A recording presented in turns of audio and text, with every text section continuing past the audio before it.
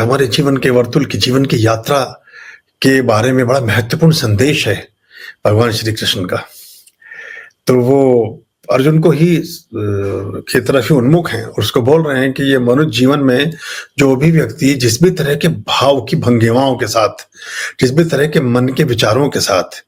जिस तरह के अपने मस्तिष्क के प्रलापों के मध्य मृत्यु को उपलब्ध होता है, अपने शरीर को छोड़ता है, उस भाव की गहनता को होने की वजह से, यानी कि इच्छाओं की शेषता रह जाना, मनोकामनाओं की पूर्ति का ना होना, यानी कि उन भावों में पड़ा हुआ मनुष्य यदि उन भावों को ही अपने जीवन का अंतिम अवदान समझता है, तो फिर जब वो नए जीवन में जाता है तो सबसे पहले वही भाव उसके जीवन में सबसे ज्यादा प्रभाव रखते हैं। कोई बहुत ज्यादा धन की लिप्सा के साथ अगर मृत्यु को उपलब्ध होता है तो अगले जन्म में वो फिर या तो किसी धनी परिवार का वर्ण करता है या फिर धन को कमाने में ही पूरा जीवन वो खपाता है। तो ये एक उस दिशा में बात कर रहे हैं। तो चूंकि मृत्यु एक लंबी नींद है और एक नींद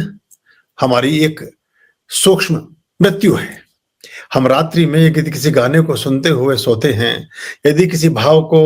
पुनरुक्त करते हुए सोते हैं, तो सवेरे सबसे पहले जब आंख खुलती है तो वही गाने के बोल या उसी भजन के भाव या उसी मंत्र के शब्द या उसी व्यक्ति का बोध हमें स्मरण, हमें जागरण के समय होता है जिसको लेकर के हम सोए थे।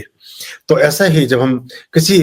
भाव विशेष में, किसी विचार विशेष में, किसी इच्छा विशेष में रहते हुए मृत्यु को प्राप्त होते हैं, तो जब जन्म होता है तो वहीं से वो गति फिर प्रारंभ होती है।